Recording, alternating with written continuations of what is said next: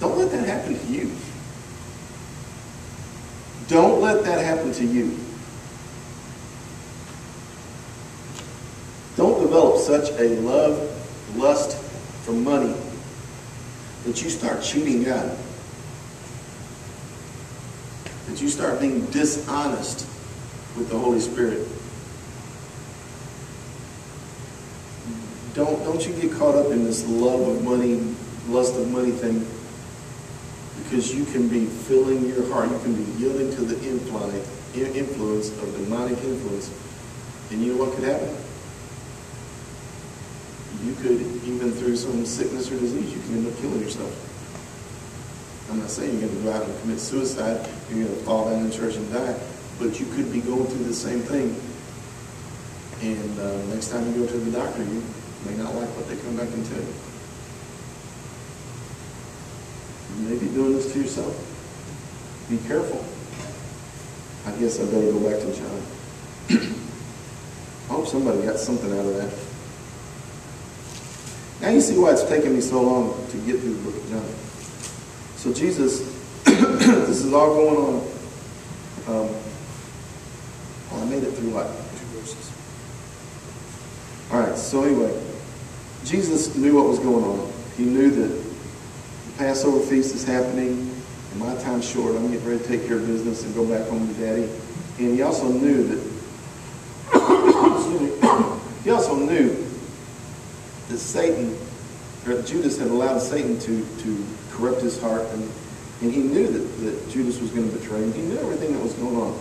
Jesus was like, okay, I see the big picture here, and so what does he do? When they got done eating, it says he laid aside his garments. You know what that means? It means he took off his good clothes. Jesus had some money.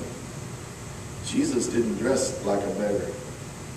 It basically, I mean, not necessarily suit and tie, but I mean, it was some high dollar money. He took off his garments and put them over here on this side of the room, and basically, just down to his underwear, but he put a towel around him. You know what that was? It's symbolic of a servant.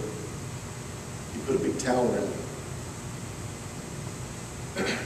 Matter of fact, his clothes were so expensive, the guys who crucified him gambled for it at the cross. That's a whole difference. But you see what I'm saying? So they were throwing dice to see who could win his clothes. I mean, he wore some nice stuff. But during this Last Supper, he actually tells Judas, I mean, he wasn't cruel, he wasn't mean. He basically said, Judas, go do what you got to do. And then he took off his nice clothes and he put on a towel that represented him, the teacher, the rabbi, the Lord, the lamb that was going to be slaughtered, that represented him as being their servant. And he went and got a bowl of water. He went down to his boys. And he started washing their feet. Listen to this. He knew this was going to be like his Last Supper.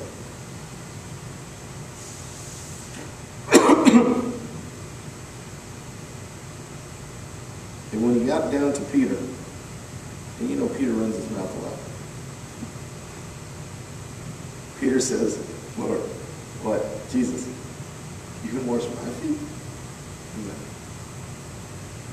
And Jesus said, what I'm doing, Peter, you don't realize it now. But you will finally understand later. You're not going to get it right now, Peter. I'm trying to show you something.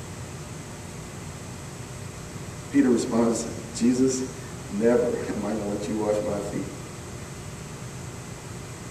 And Jesus responds, says, Peter,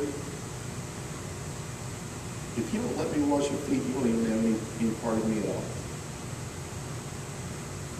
And what the whole Gospel of John is not just giving you a little detailed picture. It's trying to get you to see a big picture.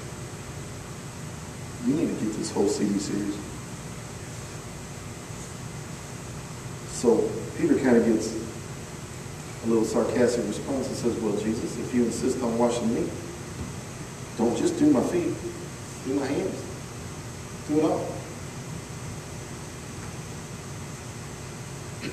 Listen, Lord, not my feet only, my hands, my head. Jesus said, He, and you listen to yourself, he who has bathed needs only wash his feet because he's completely clean. You, Peter, you are clean. But not everybody in this room. Still talking about Simon. Here's how I want you to apply this to your spiritual journey, your spiritual growth, your spiritual life. Have you been born again? Hallelujah. You're bathed completely. Every once in a while, you need to wash your feet.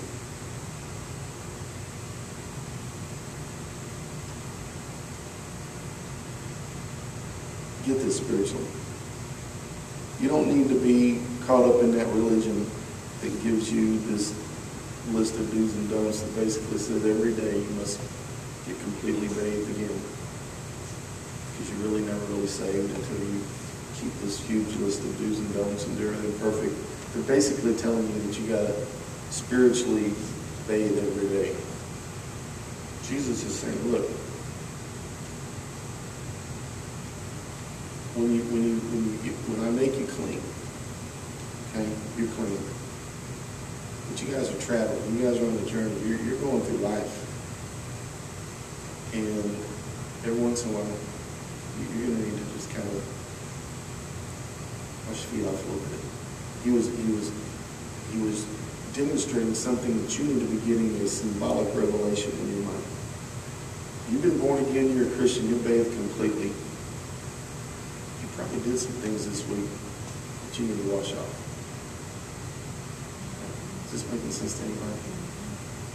You probably had some attitude this week. And that's what it means. Maybe, and I'm not talking about, the list of do's and don'ts. I'm talking about things going on inside your mind, things going on inside your heart. Probably some stuff that you've had to deal with this week, some bitterness, some resentment, some anger. Does that mean you're not saved? No, honey, you've been bathed. But you got some dirty spots that if you don't wash them off, they're going to grow. They're going to grow. And you got some anger issues. You got some worry issues. You got some bitterness issues. While it's a little spot, just wash it off. Don't ignore it. Don't leave it alone. I hope this is making sense to somebody.